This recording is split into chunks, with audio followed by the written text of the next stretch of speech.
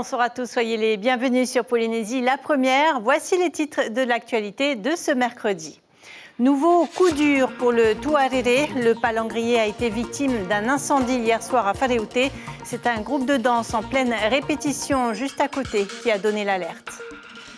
Les syndicats de Tahiti, toujours mobilisés après l'intervention télévisée du président de la République, ils manifesteront encore demain contre la réforme des retraites. 7 listes sont candidates au territorial. Nous parlerons de la section des Australes avec nos invités. Bruno Sandras pour le Amuiteira Otenun à Maohi et Odette Omai pour les Tuamotu de l'Ouest et donc pour le Tavini Huiratira. Et puis, nous vous ferons découvrir l'univers de la maison de l'enfance de Faa'a. Il en existe 6 en Polynésie. Tout est fait pour partager un moment de complicité avec les tout-petits. C'est le deuxième incident en quelques mois pour le Tuarere. 4 mois après s'être échoué au Tuamotu, le palangrier a été victime d'un incendie la nuit dernière sur le chantier naval Technimarine de Whareute. Le feu a pris dans la cale à poissons suite à des travaux de soudure. Les sapeurs-pompiers ont mis plus de 2 heures à maîtriser les flammes. Priscilla Etève et Jérôme se sont rendus sur les lieux du sinistre ce matin. Cette partie de plafond carbonisé est à refaire. Et près du bateau de pêche ce matin, l'odeur de brûlé était encore très présente. Le feu s'est déclaré vers 18h30 hier soir. La troupe Hoiyu Maeva s'entraînait sur la plateforme de Technimarine juste à côté quand ils ont aperçu les premières flammes. Une scène qui laisse encore 7 témoins sous le choc. Nous avons eu très peur. La tôle du bateau était très chaude, on sentait bien la chaleur. La fumée, c'était de plus en plus gros, c'était tout noir, bien noir. Et donc on était un peu paniqués et on a commencé un peu à vite, il fallait évacuer la zone. Donc tout le monde, on est sans éléments, on s'est tous faufilés vers la porte de sortie. C'était quelque chose et fort heureusement, tout le monde est sain et sauf. Aucune victime à déplorer en effet. Plusieurs expertises devront désormais être réalisées pour déterminer les circonstances du sinistre et chiffrer les dégâts matériels. Il y a eu plusieurs théories, on va dire ça comme ça.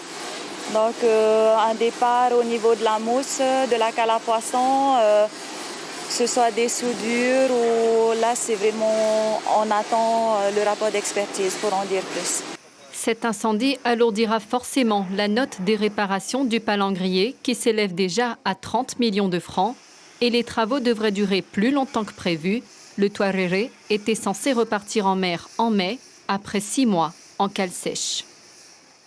Le président Emmanuel Macron se dit prêt à endosser l'impopularité pour mettre en œuvre la réforme très contestée des retraites. Il déplore que les syndicats n'aient pas proposé de compromis. Extrait de son entretien télévisé sur TF1 et France 2. Il faut maintenant attendre que le Conseil constitutionnel se prononce et c'est à l'issue de cette décision que j'aurai à promulguer un texte et donc qui permettra de faire évoluer les choses pour nous. Tenez-vous à cette date du 1er septembre ? Pour qu'en effet, on commence à décaler l'âge légal de 3 mois par an, progressivement, et qu'on accélère l'augmentation du nombre de trimestres à travailler, jusqu'à 43 ans à horizon 2027. Eh bien, il faut que ça rentre en vigueur d'ici à la fin de l'année. S'il y a une chose que je regrette, c'est que nous n'avons pas réussi à partager la contrainte, plus exactement la nécessité de faire cette réforme. Au moment où moi je suis rentré dans la vie active, il y avait 10 millions de retraités. Il y en a aujourd'hui 17 millions. Dans les années 2030, il y en aura 20 millions. Est-ce que vous pensez qu'on peut continuer avec les mêmes règles? Il n'y a pas 36 solutions si on veut que le régime soit équilibré. Il ne l'est plus. Pour le président, l'allongement de la durée du travail est la seule solution pour sauver le système de retraite. En Polynésie française, la majorité des syndicats participera à la grande journée de mobilisation demain contre la réforme. Même si elle a été adoptée via le 49.3, les syndicats continueront le combat jusqu'au retrait du texte. Natacha Silagi, Hubert Liao.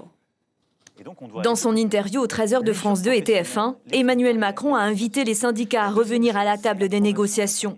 Mais le texte va poursuivre son chemin démocratique, a-t-il déclaré. Cette réforme est nécessaire, il n'y a pas 36 solutions. Et de rajouter quand les groupes utilisent l'extrême violence pour agresser des élus de la République, ce n'est plus la République. Tandis que les manifestations se poursuivent dans l'Hexagone, en Polynésie, les syndicats se préparent pour la nouvelle grande mobilisation demain.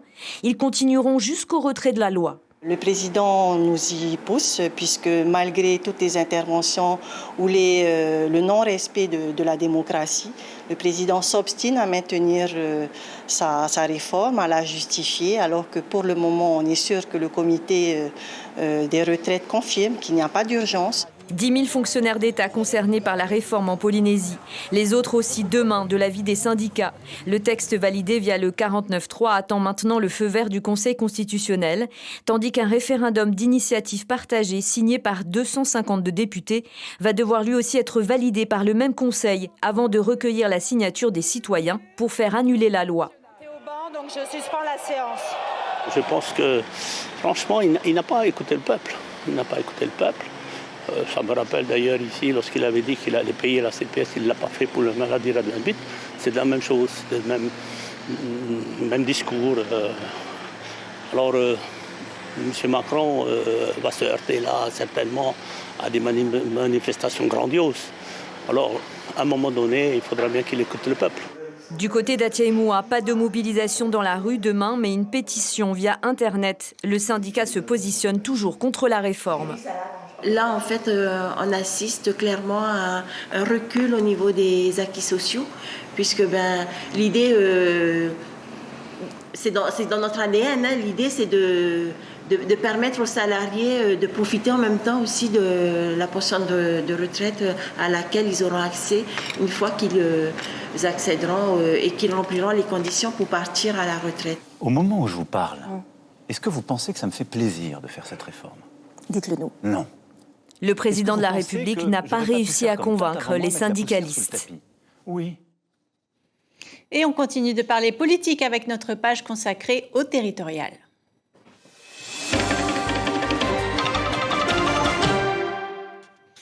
Une étape de plus dans le dispositif électoral. Le secrétaire général du Haut-Commissariat a procédé ce matin au tirage au sort pour déterminer l'ordre d'attribution des emplacements d'affichage des listes. Les bulletins sur les tables de vote seront du coup disposés dans le même ordre. En 1, le Amuit A, en 2, le Tapura, en 3, le Yaura Tenun A, en 4, le Tabini, en 5, Ahereya Polynetia, en 6, Haumaui et en 7e position, Heiura Lever. Bonsoir Bruno Sandras, bonsoir. Bienvenue. Vous menez la liste de la section 2 des îles du Vent et ce soir vous venez nous parler des Australes pour le Amuit Heira Otenun Amaui. On vient de le voir, la chance a joué en votre faveur. Vous apparaîtrez en premier dans l'ordre d'affichage des listes. Pareil pour les bulletins sur les tables des bureaux de vote. Ça compte ce genre de détails? Ça relève un peu plus de l'anecdote qu'autre chose. Ceci dit, il y a eu des études très poussées dans le monde entier sur le positionnement sur les affiches. Et c'est vrai, il semblerait qu'être en premier sur les panneaux d'affichage, puisque lorsqu'on roule en voiture, l'expérience a démontré qu'on a tellement peu de temps pour regarder les affiches que c'est la première affiche. Donc on va dire que c'est plutôt positif pour nous, ce tirage au sort. Mais ce qui est important, c'est le travail que l'on fait tous les jours auprès de la population. Un mot sur la réforme des retraites. Je m'adresse aux syndicalistes, à l'ancien syndicaliste aussi. Que vous inspirent les propos du président Macron? C'est vrai que c'est une mesure qui va s'appliquer en France. Ceci dit, il y a quand même des milliers de Polynésiens fonctionnaires d'État qui sont directement concernés, les enseignants, les douaniers, les policiers, les gendarmes. Et donc, mais nous avons toutes les raisons de craindre, puisque en 2018, aux dernières élections territoriales, le président Fritsch de l'époque avait annoncé la couleur que s'il était réélu, il allait porter l'âge de la retraite en Polynésie de 60 ans à 62 ans. Il l'a fait. Qui nous dit que demain, s'il était à nouveau réélu, il ne ferait pas la même chose que le président de la République? Si vous êtes élu, vous vous engagez à maintenir l'âge de la retraite à 62 ans en Polynésie? 62, mais pourquoi pas envisager sérieusement, et ce n'est pas de la démagogie, de revenir à 60 ans. Parce que nous estimons que 60 ans nous paraît être tout à fait l'âge idéal, après avoir travaillé pendant plus de 35 ans, de partir à la retraite, mais surtout de faire venir sur le marché du travail les jeunes qui attendent des emplois. Votre parti a changé de nom, mais aussi de ligne politique. Début 2022, vous aimeriez que la Polynésie française obtienne le statut d'État souverain associé à la France. Ça n'apparaît pas dans votre programme. Vous vous désintéressez du statut finalement? Absolument pas. Comme le Tavini Huiratira d'ailleurs, il ne parle plus d'indépendance pour cette élection, mais parce que l'enjeu de ces élections du mois prochain, C'est des enjeux de la vie sociétale de la Polynésie. Il ne s'agit pas de questions institutionnelles, ce qui n'enlève en rien la nouvelle ligne politique que nous avons choisie il y a 1 an à notre congrès. Non, aujourd'hui, il s'agit de répondre, et ce sera ça la question essentielle que les électeurs attendent comme réponse de ceux qui courent. Qu'allez-vous faire pour nous dès que vous serez élus ? Alors j'ai bien compris que vous avez préparé un programme qui s'applique à toute la Polynésie, notamment axé sur la vie chère. Mais concernant les Australes, quelle serait votre priorité pour cet archipel ? La priorité pour les Australes, c'est d'abord d'améliorer le transport maritime. Ils sont tributaires du transport. On sait que les Australes, c'est le grenier, quoique les chiffres démontrent depuis plusieurs années que l'agriculture baisse et que cette agriculture, aujourd'hui, elle est plutôt ciblée vers l'autoconsommation.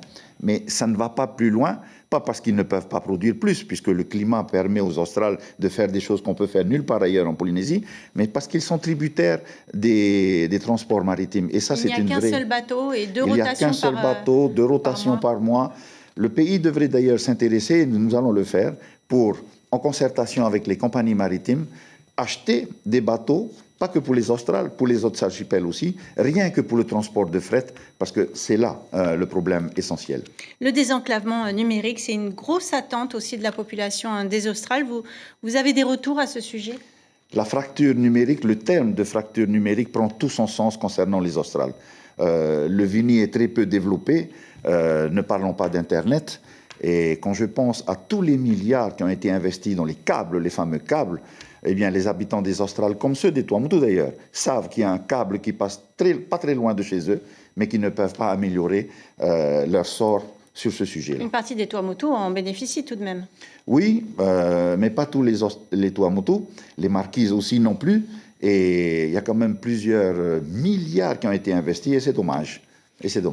Un grand merci Bruno Sandras d'avoir été avec nous ce soir.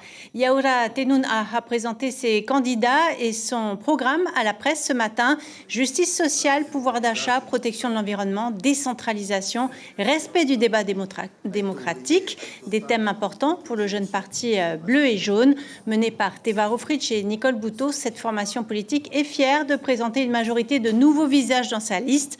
Le parti a choisi de miser sur la jeunesse. La moyenne d'âge de la liste est de 45 ans et le plus jeune candidat à 19 ans. Un conseil des jeunes a même été créé. On voit cela avec Stéphane Ratino et David Chang. Ce sont de jeunes visages, comme on le dit toujours pour un rite de passage. Yaoura Tenuna, le nouveau parti du sénateur Rohfritsch, veut dépoussiérer la politique pour que les voix silencieuses d'une jeunesse incertaine, au regard de son avenir, résonnent dans le combat électoral, afin, disent-ils, de changer les choses et le devenir. Le Conseil des jeunes fait partie du conseil politique, du comité directeur. Justement, c'est pour les entendre.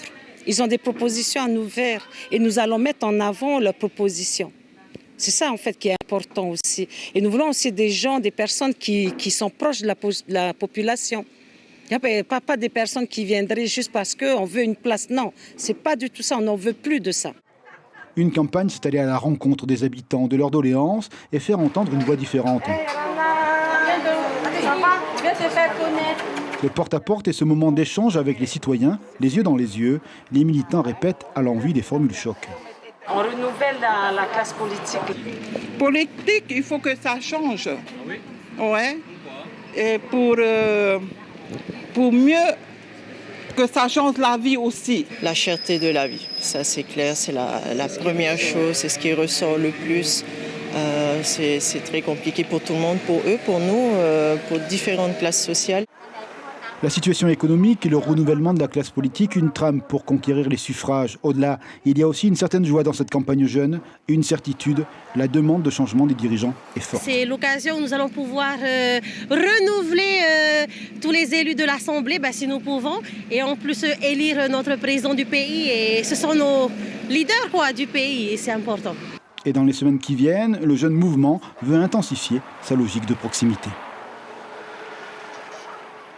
Voilà pour le Yaoura Tenuna. Parmi les autres partis qui se présentent au territorial, l'historique Tabini Huiratira. Odette Homai, bonsoir, bienvenue. Vous menez une liste au Tuamotu, mais ce soir, vous venez nous parler des Australes. On vient de voir, l'un des points forts du Yaoura Tenuna, c'est de miser sur la jeunesse. Cela vous a réussi aussi pour les législatives de votre côté au Tabini. C'est l'une des clés pour convaincre les électeurs ? D'abord, j'aimerais souhaiter bonsoir à toute la population qui nous regarde ce soir et remercier Polynésie Première pour cette intervention que j'ai ce soir. Oui, effectivement, hein, le renouveau de la classe politique passe par la jeunesse aussi. Hein, et le fait de voir la jeunesse en action et engagée dans la politique, ça peut renouveler justement cette classe politique-là. Vous l'avez vécu de l'intérieur aux législatives.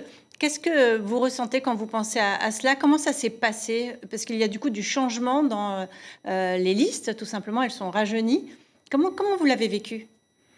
Elles sont rajeunies, mais elles sont aussi accompagnées de tous les dirigeants hein, qui ont été des personnes clés pour pouvoir accompagner cette jeunesse à pouvoir diriger notre pays. Donc, c'est une marque de confiance aussi pour nos dirigeants de pouvoir laisser ce pays à la jeunesse.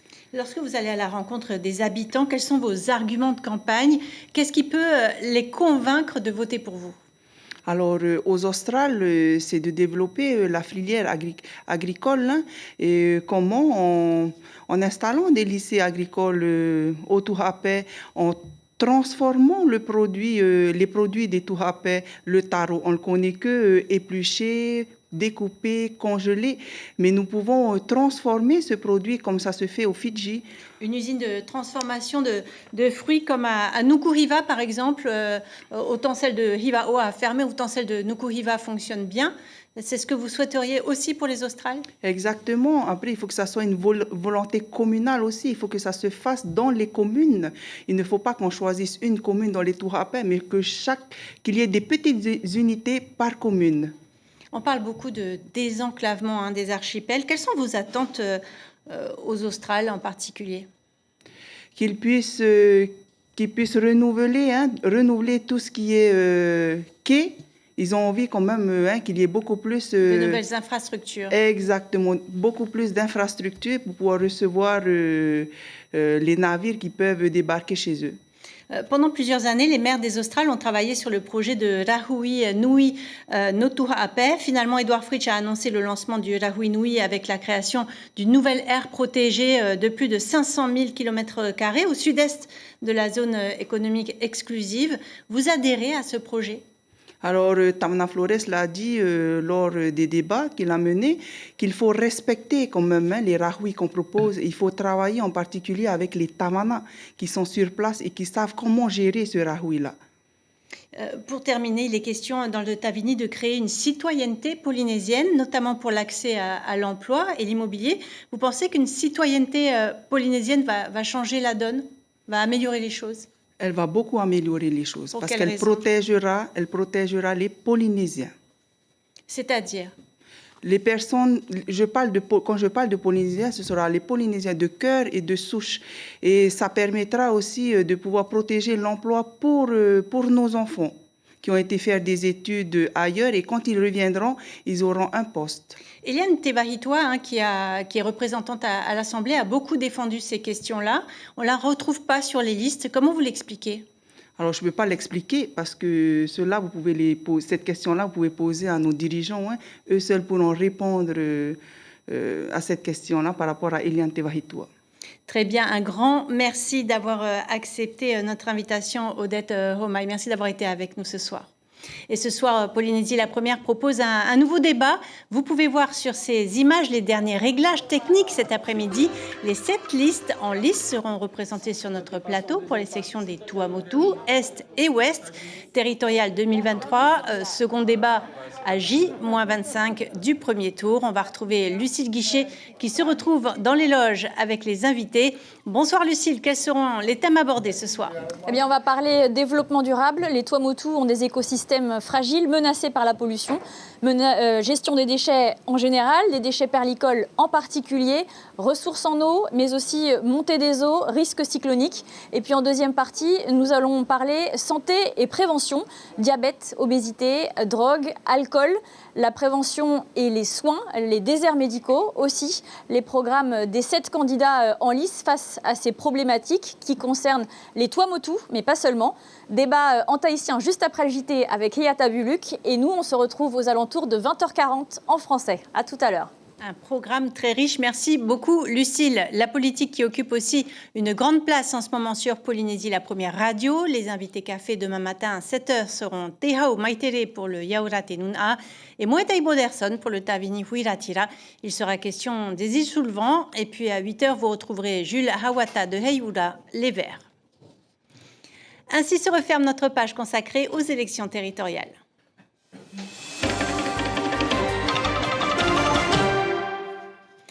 Air Tahiti agrandit sa flotte avec l'arrivée d'un nouvel ATR 72-600. Cet avion en location pour une durée de 2 ans permettra à la compagnie d'augmenter la fréquence et la capacité de ses vols dans les îles.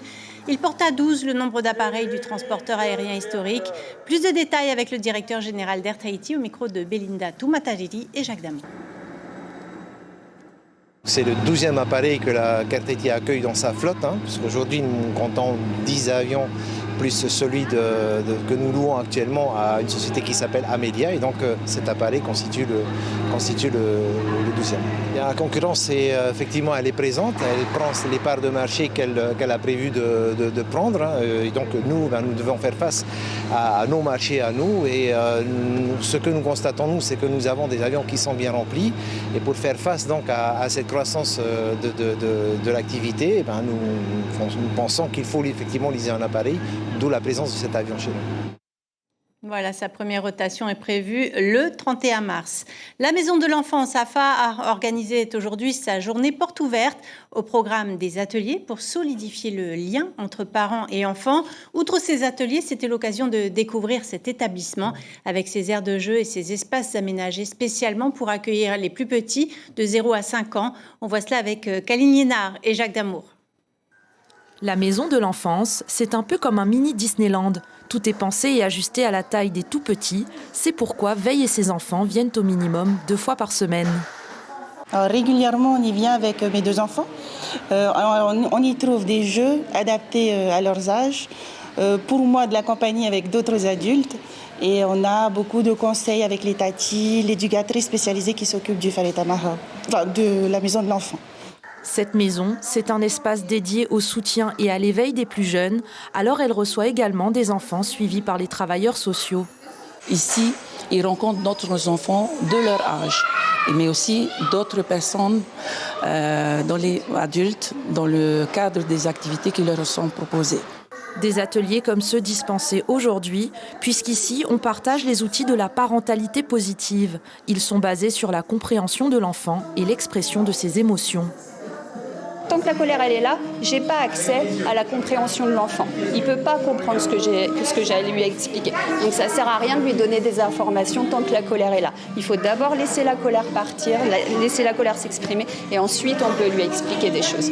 Donc par exemple courir dans le jardin, ça peut être souffler sur le volcan de la colère. Vas-y souffle fort, fais-la sortir. Ça peut être dessiner le dragon de la colère. Toutes ces activités sont destinées aux enfants de 0 à 5 ans, mais les plus âgés peuvent aussi venir, car la seule condition, c'est d'être accompagnés par un adulte. Que ce soit des parents, des grands-parents, des nounous, des professionnels, ou même dans un projet d'enfant, en tant que futurs parents ou professionnels aussi de la petite enfance, vous pouvez venir aussi ici. La Maison de l'Enfance, un service gratuit disponible dans 6 communes de Polynésie. Elle vous accueille tous les jours de la semaine, même pendant les vacances et les journées pédagogiques. Et je vous rappelle l'information principale de cette édition. Ils continueront le combat jusqu'au retrait du texte. Les syndicats polynésiens restent mobilisés. La majorité d'entre eux participera à la grande journée de mobilisation demain contre la réforme, même si elle a été adoptée via le 49.3. Emmanuel Macron s'est dit prêt à endosser l'impopularité de la réforme. À la une de votre quotidien Tahiti Info, demain, les jeunes jaunes de Teva. Ainsi s'achève cette édition. Merci de l'avoir suivi. Restez avec nous. On va débattre dans quelques minutes sur ce plateau pour parler de l'avenir des Tuamotu. Belle soirée sur nos antennes et à demain.